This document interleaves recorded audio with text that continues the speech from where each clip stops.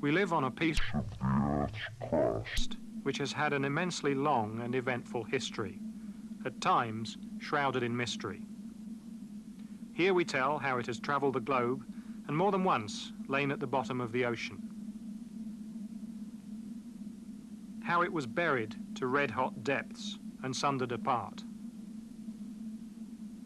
And how it was frozen under ice sheets before emerging, with some help from our ancestors, as the unique landscape of Britain.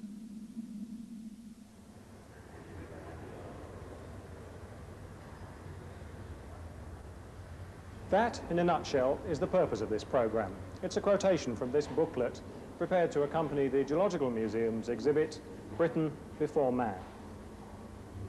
So we've come to the museum to highlight some of the major themes in the geological history of the British Isles by looking at the exhibits here and looking back over field visits we've made in earlier programmes in this course and in the foundation course. This is a reconstruction of Britain under ice, but not of the last, or rather present ice age, but one that occurred about 650 million years ago in late Precambrian times. So Britain's experienced extremes of climate, and to remind you of some of the evidence for this, let's go back to the Science Foundation course and a visit we made to an open cast site in Durham. The most obvious indicator of ancient glacial conditions is the occurrence of tillites. But here the tills, or boulder clay, we found were formed in the most recent Pleistocene glaciation. So this material is called boulder clay, and much of Britain is mantled with it, especially around mountainous regions and in areas of eastern lowland Britain, such as County Durham, where we are now. Well, if we could find fossil equivalents of this boulder clay, hundreds of millions of years old, with boulders floating in clay, then they'd give us some indication of the kind of climate that might have been in existence at that time, whether the area was glaciated or not. Well, in Scotland, we do find such rocks. They're about 700 million years old, and they look remarkably similar to the boulder clay we've just been looking at, except that what was once originally clay has now been forged into hard rock by heat and pressure. So this is evidence that Britain experienced a cold ice age type of climate 700 million years ago. But there have been times when Britain has had a much hotter climate. I'm standing on a coal seam that's about 300 million years old. So that junction between the boulder clay and the coal seam represents a huge time gap. And of course the coal seams are the fossilised remains of vegetation that grew in hot, swampy conditions like those we saw in Okefenokee. So 300 million years ago, in Carboniferous times, Britain experienced an equatorial climate.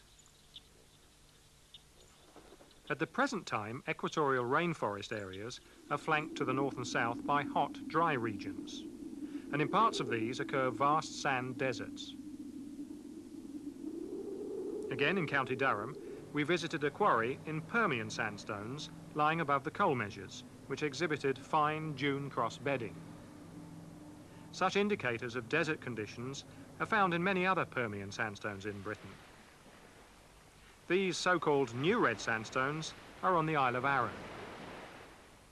So about 250 million years ago, in Permian times, Britain had a hot desert climate. Clearly, the paleoclimatic evidence shows that over the last 700 million years, Britain has changed its position relative to the equator, and the paleomagnetic polar wandering curve for Europe confirms this. Going back through time, we can see that the paleomagnetic pole positions indicate a more southerly position for Britain than today. 250 million years ago, in Permian times, it lay in a latitude comparable to the Sahara today.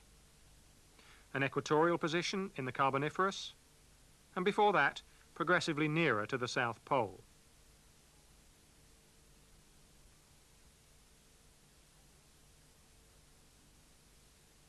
But polar wandering curves can tell us more. Remember what happens when we bring together the polar wandering curve for Europe and that for North America by closing the Atlantic Ocean. The divergence since 200 million years ago indicates the opening of the Atlantic. And the match from the beginning of the Devonian, 390 million years ago, to 200 million years ago, towards the end of the Triassic, shows that during this period, the two continents were united. But the divergence before 390 million years ago suggests the two continents were separated by an ocean, the Proto-Atlantic Ocean, or Iapetus. Furthermore, fossil evidence indicates that 500 million years ago, the north and south of Britain lay on opposite sides of the Iapetus Ocean. British trilobites of this age fall into two groups. The group represented on the right is only found in northern Scotland, and that on the left only in southern Britain. The Iapetus Ocean was a barrier preventing these shallow water organisms migrating between the two areas. About 500 million years ago, this ocean was shrinking. The two continents moved together and eventually collided about 400 million years ago, producing the Caledonian orogenic belt that stretches from Greenland and Scandinavia into West Africa and Eastern America. As the Caledonian orogeny was a major event in British geological history, let's look in a bit more detail at how it developed.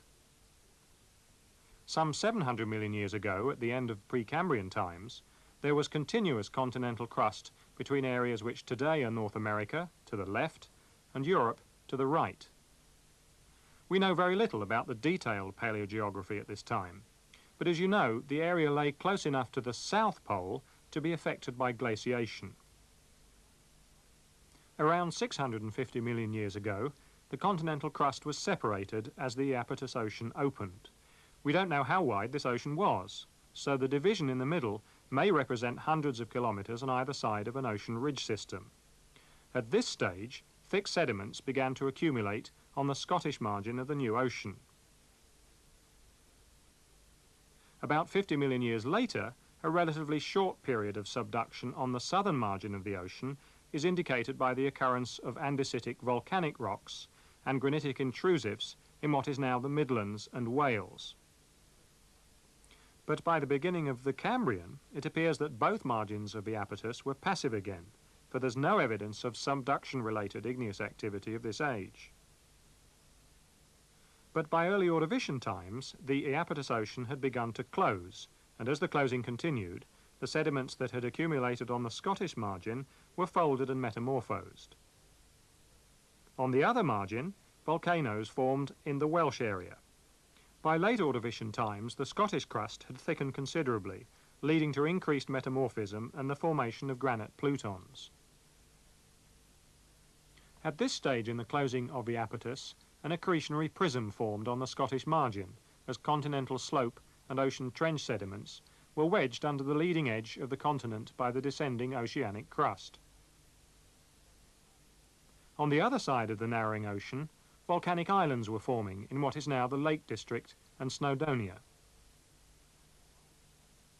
Finally, by about 395 million years ago, the two continents collided, forming the Caledonian orogenic belt.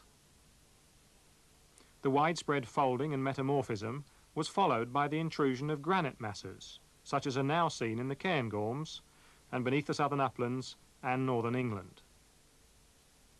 The suture, that is the line along which North America and Europe finally collided, lies to the south of the accretionary prism. Such continental collisions result in intense folding and crustal thickening. So isostatic uplift occurs, leading to major erosion as the mountains rise. As the newly formed mountains of the orogenic belt are eroded, post-orogenic sediments are laid down unconformably on the folded rocks. This unconformity is on the north coast of the Isle of Arran in Scotland. Devonian Old Red Sandstone rests on late Precambrian rocks which were folded and metamorphosed by the Caledonian orogeny. This unconformity between Caledonian and younger rocks is a major feature of British geology. Here, at Sicker Point on the north coast of the southern uplands of Scotland, Old Red Sandstone rests unconformably on steeply dipping lower Paleozoic sediments. Further south, in the Pennines, we see lower Carboniferous strata resting unconformably on folded lower Paleozoic strata. In each example, we have intensely folded and even metamorphosed Caledonian rocks overlain by relatively undeformed strata. Thus we have two contrasting lithotectonic units. An older orogenic unit overlain by a relatively undeformed Devonian or Carboniferous cover unit. We can simplify the division of rock units in the British Isles into a number of such lithotectonic units. Now this model shows the appearance of these units beneath the surface of Britain.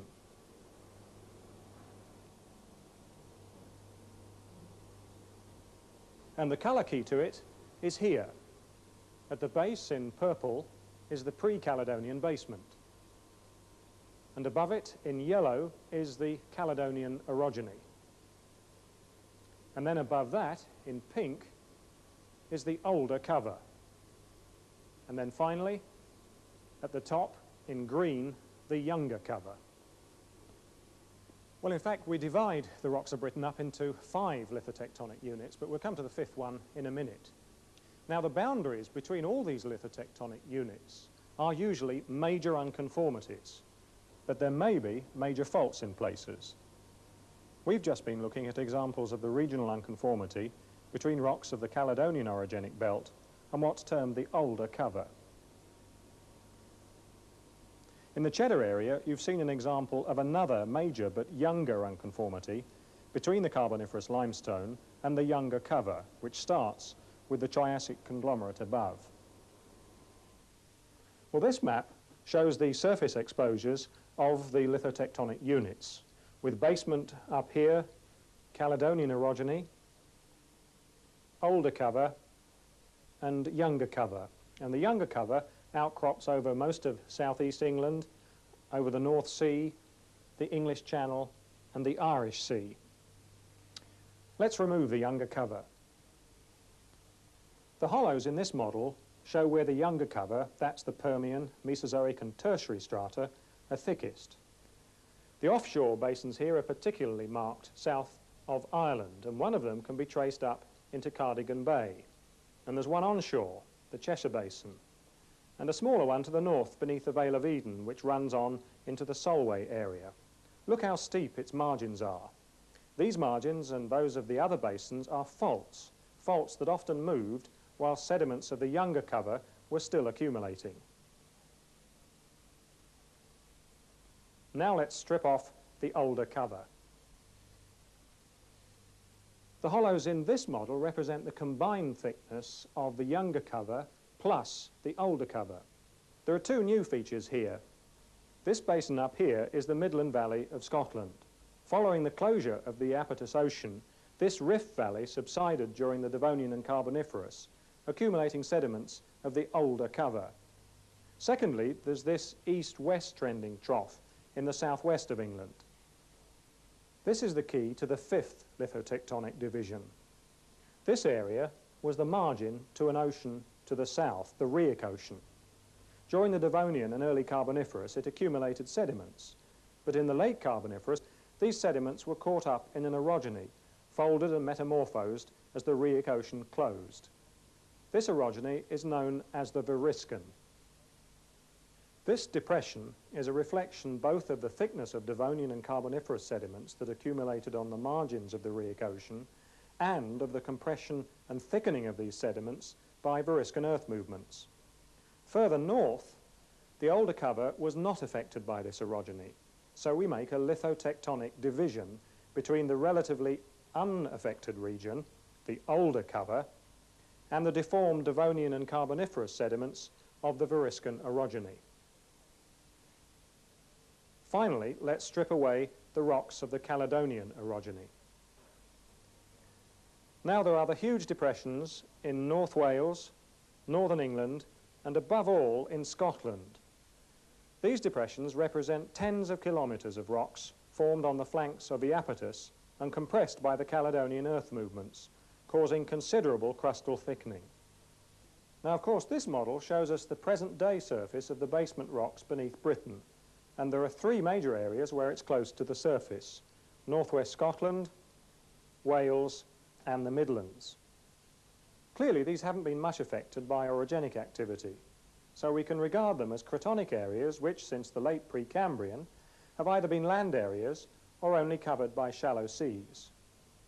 But of course, the Scottish area of cratonic basement and those in Wales and the Midlands used to lie on opposite sides of the Iapetus Ocean. And there's evidence that this southern basement area is much younger. On Anglesey, it contains evidence in the form of a pillow lava sequence that could indicate an early phase in the opening of Iapetus, a precursor ocean, which may have closed again in the late Precambrian.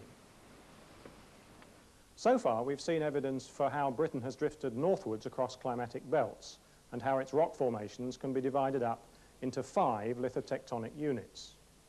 Well, let's use the exhibit now to put all this into chronological order and paint a rather impressionistic picture of Britain before man. Well, there's much dispute about pre-Caledonian history and, for that matter, early Caledonian history, but it's certain that during the Lower Paleozoic, Iapetus closed, causing the orogeny that produced the second lithotectonic unit, the Caledonian. This is a paleogeographic map for the mid-Ordovician, about 450 million years ago. The dark line indicates an ocean of indeterminate width, on either side of which you can see chains of subduction-related volcanic islands. The evidence for all this volcanic activity comes from rocks such as this. Look at this series of graded units, probably resulting from successive eruptions of ash settling through the sea. This specimen is from the Borrowdale volcanic series in the Lake District. This is a reconstruction of what North Wales might have looked like 450 million years ago. Here we find ignimbrites, such as this specimen. These resulted from violent explosive activity. They formed as an emulsion of lava particles suspended in hot volcanic gas, settled out and fused in places to produce this characteristic streaked appearance. By the mid-Silurian, the paleogeography looks something like this. Iapetus was nearly closed now, and much of the Midland Craton was covered in shallow seas, which in places were populated by crinoids and corals. The end of the Silurian brought the final phases in the closing of the Iapetus Ocean and the final phases in the metamorphism and folding of the Caledonian orogenic belt. A new lithotectonic unit, the older cover, formed from the Devonian onwards as the Caledonian mountains were uplifted and eroded. With the closing of Iapetus, Britain was united and formed part of a new Euro-American continent, often called the Old Red Continent, after the characteristic deposit, the Old Red Sandstone. This is how Britain might have looked from space 370 million years ago, at the beginning of the Devonian period. The area was still south of the equator, experiencing quite arid conditions. Sediments produced by the weathering and erosion of the Caledonian mountains were deposited where rivers ran into the vast coastal plain of the Rheic Ocean to the south and into inland lakes to the north. As time progressed, the mountains were eroded, and at the beginning of the Carboniferous, the land was invaded by the sea. This is how Britain might have looked 330 million years ago, during the early Carboniferous. Now the area was situated near the equator, and during this time, the Carboniferous limestone was deposited in warm, shallow seas in which crinoids were the dominant bottom-dwelling organisms. Most of the land between the Caledonian Mountains and St. George's Land subsided by the late Carboniferous, and much of Britain was mantled in coal swamps. At the end of the Carboniferous, the closure of the Rheic Ocean resulted in the Variscan orogeny, and rocks of this lithotectonic unit outcrop in southern Britain and southern Ireland. And by the Permian, Britain had migrated north of the equator, and as a result of the Variscan collisional event, was situated in the middle of the vast supercontinent of Pangaea. So the beginning of the Permian saw hot, arid conditions in which desert sediments accumulated as the newly uplifted Variscan mountains were eroded in the south and the older Caledonian mountains in the north. These were the first units of the younger cover, the New Red Sandstone. This reconstruction is for a period about 250 million years ago, when Britain was on the margins of an extensive inland sea. Broadly similar conditions continued into the Triassic, except that the inland sea disappeared. From Triassic times onwards, the vast supercontinent of Pangaea broke up. First, North America and Africa separated as the southern North Atlantic started to open in the early Jurassic. This division formed the continents of Laurasia and Gondwanaland. In the early Cretaceous, the South Atlantic began to open. The rest of the North Atlantic opened during the late Cretaceous and early Tertiary. Events in the breakup of Pangaea influenced the paleogeographic evolution of Britain. Arid conditions of the Permo-Triassic were replaced in the Jurassic by subtropical conditions as the area drifted northwards. And as global sea levels rose, remnants of Caledonian and Variscan mountain belts were inundated by shelf seas which teemed with life. Sea level continued to rise until the late Cretaceous, when it was probably over 300 metres higher than present-day levels. And this deep sea environment was dominated by planktonic coccoliths, whose calcareous remains form beds of chalk extending from Ireland to the Urals. The Mesozoic global rise in sea level was caused by the growth of ocean ridge systems as Pangaea broke up, the newly developed ridges displacing ocean water onto the continents. The continental breakup is reflected in other ways. For instance, the separation of Britain from Greenland and the northward movement of Africa towards Europe.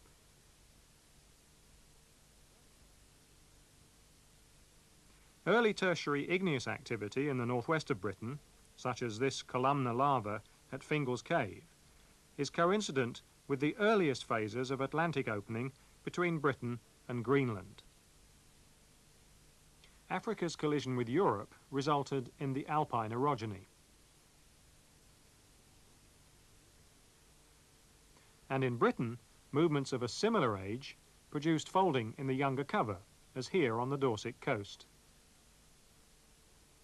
By the Pleistocene, Britain's northward drift returned it to the clutches of polar ice sheets which it had left over 600 million years ago in the southern hemisphere. It's in the deposits of one of the interglacial periods of some 250,000 years ago that are found the oldest human fossils in Britain. Since then, man's cultural development has increased exponentially.